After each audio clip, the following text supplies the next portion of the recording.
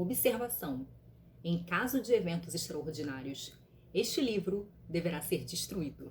Olá, seja bem-vindo ao canal Chave de Leitura. No vídeo de hoje a gente vai conversar sobre Madame Leviathan, coletânea de poemas da autora Rita Isadora Pessoa. É o terceiro livro dela de poemas, uma autora do Rio, e o livro saiu em 2020 pela editora Macondo.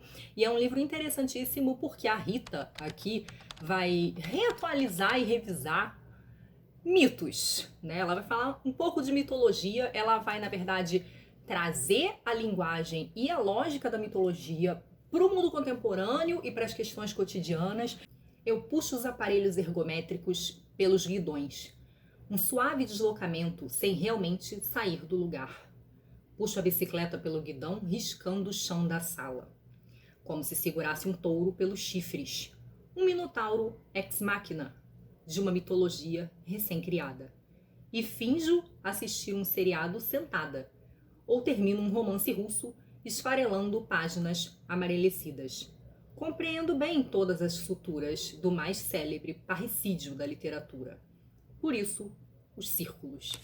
As metáforas mitológicas da Rita incluem apocalipse, profecias, deidades, demônios, rituais, a noção do tempo cíclico, e ela usa essas metáforas para falar de relacionamento, a problemas existenciais, para falar sobre a morte num poema interessantíssimo chamado Madame Leviathan, que é o poema que dá nome ao livro, um poema que se utiliza de imagens da cultura moderna e pós-moderna, que traz a música A Horse with No Name, assim como imagens de poemas, de livros, e que mostra a morte se movimentando através dos tempos. E em alguns momentos os poemas da Rita me lembravam um pouco as pinturas daqueles pintores renascentistas do norte, como Bruegel ou Bosch, pelo seu excesso de figuras mitológicas, de demônios, pelo seu miniaturismo, compondo assim uma produção fantástica bastante interessante.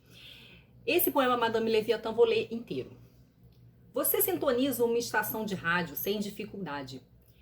Nas próteses metálicas dos seus dentes míticos. Você, com seus inúmeros filhos, doados ao circo, atravessa um punhado de séculos, montada no lombo de um cavalo sem nome.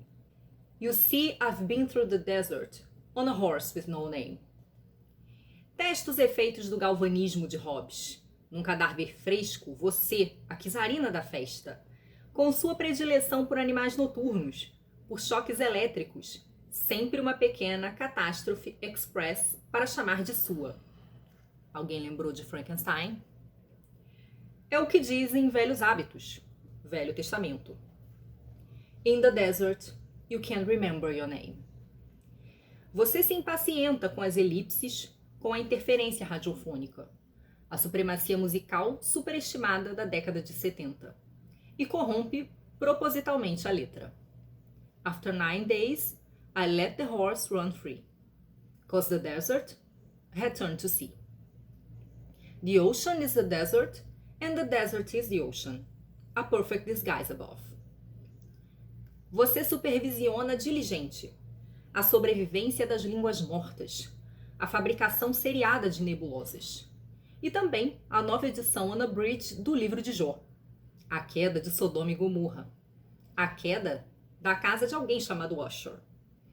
A visão da cordilheira devastada a comove. Por um breve momento, o cavalo a galope, a música incessante dessa estação. E também o rebatimento da luz numa outra superfície metálica. After 3 days, in the desert sun, I was looking at a riverbed. And the story it told of a river that flowed, and it is now dead. Aplaude, secretamente, o colapso da beleza formal, o objeto no breu, a permanência do deserto e confirma a consistência do relacionamento lésbico que venho cultivando distraída com essa jovem senhora gótica de óculos escuros e longas luvas de veludo que, parada diante de mim, estende um cartão de visita onde, sem elipses ou her feelings, lê-se codinome morte.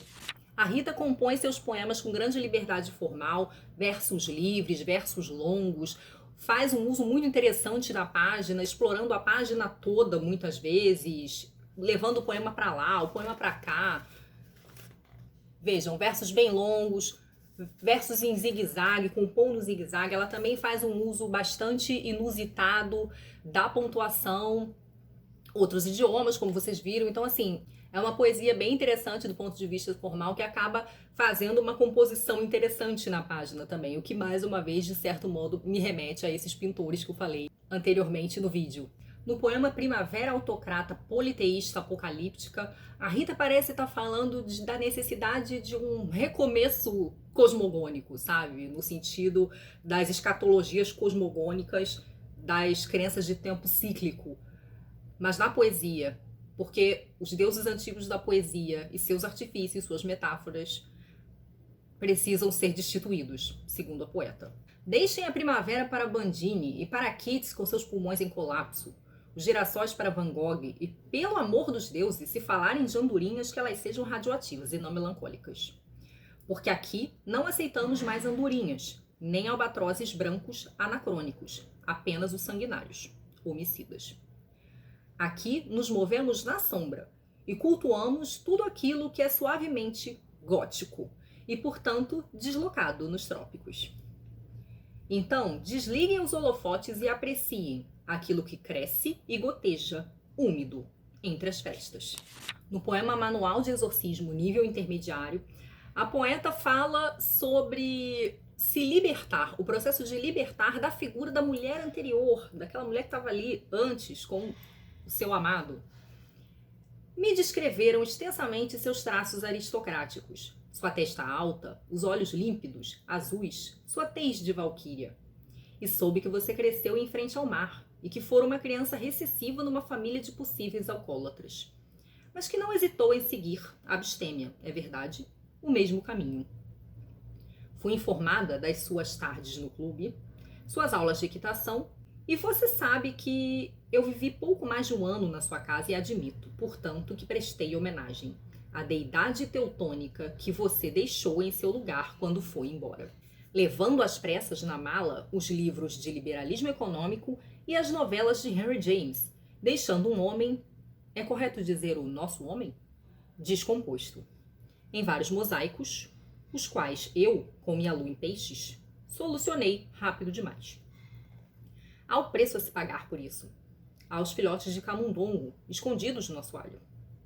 Mas há mesmo o mistério que é você, desaparecida, a mulher anterior, sem vestígios. Sua beleza apolínea, uma moça de carreira, concursada, dourada, e, esquecidos sobre a mesa, o lubrificante vaginal. Seu sobrenome radiofônico na correspondência que continuou chegando por meses. Você, meu demônio incidental particular, seu sangue azul chagal, manchando o sofá. Para terminar, vou ler um trechinho de um poema que chama Uma Mulher sobre Influência, que tem a ver com a própria poesia, onde o lírico do poema fala sobre o que ele deseja com o poema, mas não consegue, né? Sobre como o poema segue seu próprio caminho, como o poema muitas vezes falha em salvar o poeta, salva em atender o que o poeta quer, mas sempre há um consolo. Às vezes há umas surpresas, o poema pode te surpreender com algo temporário, não necessariamente a salvação que você esperava. Queria escrever um poema que colasse no corpo como um drink açucarado que seca sobre as pernas no dia seguinte, após ter sido derramado numa noitada, sem que fosse sequer percebido. Mas o poema fracassa porque esta loucura tem o formato de dunas que se movem. Lentissimamente durante a noite, rearranjando uma nova paisagem estática, ainda que movente a cada dia. O poema, ele não se curva. Ele é tão domesticável quanto uma onça, fumando charutos cubanos. Mas se você superar isso e seguir adiante, o poema te oferece uma delicadeza selvagem, como a de um gato que brinca monotonamente com um balão de gás já meio murcho, rolando-o pelo chão com as patas e unhas, mordiscando de leve, sem o destruir. Queria mesmo que o poema tivesse uma qualidade profética, que inaugurasse um universo paralelo, mas o poema é bidimensional. Ele tem a velocidade de gotas descendo espáduas octogenárias, incorrendo em cada vinco, hesitando nos profundos sulcos, ensaiando um desvio a cada acidente epidérmico causado pelos danos. Fica aí então a dica desse livro interessantíssimo com o qual a Rita constrói sua própria mitologia, seu próprio mundo fantástico e que eu gostei muitíssimo. É isso, muito obrigada pela companhia, muito obrigada aos apoiadores do canal e a você que me acompanha aí. Beijos e até a próxima. Tchau!